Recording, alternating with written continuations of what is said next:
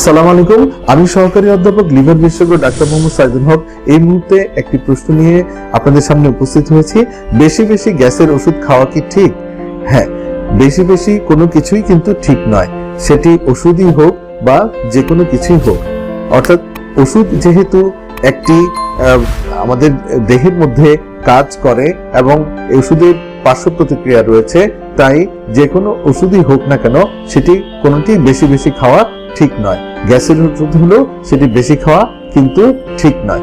গ্যাসের ওষুধ আমরা অবশ্যই গ্রহণ করব, কেননা আমাদের আধুনিক জীবনে, আমাদের জীবন ধারণ ব্যবস্থায়, আমাদের খাদ্যাভ্যাস, আমাদের বিশ্রাম নেওয়া, আমাদের ঘুম, পারিপার্শ্বিক অবস্থা ইত্যাদি মিলে আমাদের সবারই গ্যাসের সমস্যা কোনো না কোনো সময় হয়ে থাকে।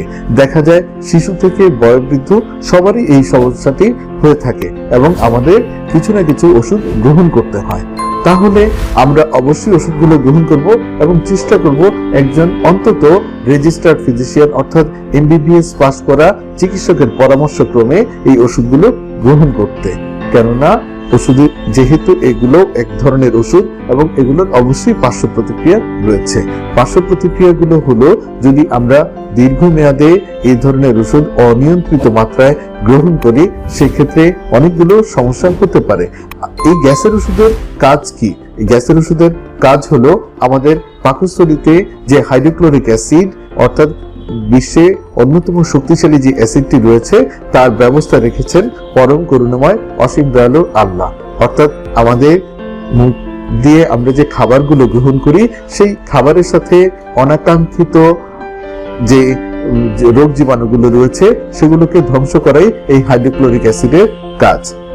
আর এই আমরা যে গ্যাসের ওষুধগুলো গ্রহণ করি সেই ওষুধগুলোর কাজ হলো এই হাইড্রোক্লোরিক অ্যাসিডের নিঃসরণ সম্পূর্ণরূপে বন্ধ করে দেওয়া।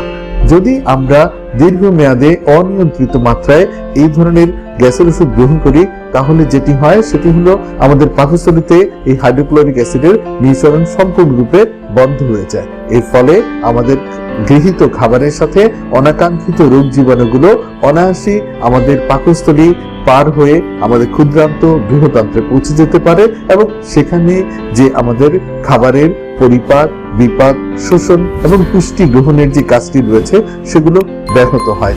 এমনকি দেখা যায় আমাদের ক্ষুদ্রান্ত এবং বৃহদান্ত্রে যে কমেন্সাল ব্যাকটেরিয়াগুলো রয়েছে যেগুলো প্রোবায়োটিক হিসেবে অভিহিত, সেই ব্যাকটেরিয়াগুলোকে নষ্ট করে দেয়। ফলে সেখানকার পরিবেশ বিঘ্নিত হয় এবং দেখা যায় নানা রকম বিপত্তি দেখা দিতে পারে। যেমন দেখা যায় দীর্ঘমেয়াদী বা ডায়রিয়া, IBS এর মতো সমস্যা, খাবার হজমে অসুবিধা এবং দীর্ঘমেয়াদী রোগ হতে পারে। এবং হাইড্রোক্লোরিক অ্যাসিড যদি না থাকে সেক্ষেত্রে যেটি হয় আমাদের দেহে আয়রন, ক্যালসিয়াম, ম্যাগনেসিয়াম ইত্যাদির শোষণ কমে যায়। ফলশ্রুতিতে যেটি দেখা যায় আমাদের দেহে রক্ত স্বল্পতা দেখা দিতে পারে, আমাদের দেহে ক্যালসিয়ামের ঘাটতি দেখা দেয়। এর ফলে অনেকেরই দেখা যায় হাড় জিরজিরে হয়ে অস্টিওপোরোটিক ফ্র্যাকচার অর্থাৎ অল্প আঘাতে আর ভঙ্গুর হয়ে পড়ে। কারো কারো ক্ষেত্রে দেখা যায় হাইপোম্যাগনেসিয়ামিয়া পর্যন্ত হতে পারে। তাহলে আমরা যদি অনিয়ন্ত্রিত এবং দীর্ঘমেয়াদে যত্রতত্র গ্যাসের ওষুধগুলো গ্রহণ করি এই ধরনের বড় ধরনের জটিলতাগুলো কিন্তু দেখা দিতে পারে। তাই আমরা অনিয়ন্ত্রিত মাত্রায় এবং অধিক মাত্রায় এবং চিকিৎসকের পরামর্শ ছাড়া গ্যাসের ওষুধগুলো গ্রহণ করব না। যদি গ্যাসের ওষুধ গ্রহণ করতেই হয় তাহলে অন্তত একজন রেজিস্টার্ড ফিজিশিয়ানের পরামর্শক্রমে গ্রহণ করব এবং সর্বোচ্চ 2 মাসের জন্য গ্রহণ করব এবং পরবর্তীতে যখন প্রয়োজন শুধুমাত্র তখনকার জন্য অর্থাৎ 5-6 দিনের জন্য এই ওষুধগুলো ব্যবহার করব। তাহলে আমরা সুস্থ থাকতে পারবো, ভালো থাকতে পারবো, দীর্ঘ লাভ করতে পারবো। সুপ্রিয় ভাই বোনেরা, আজ এই পর্যন্ত।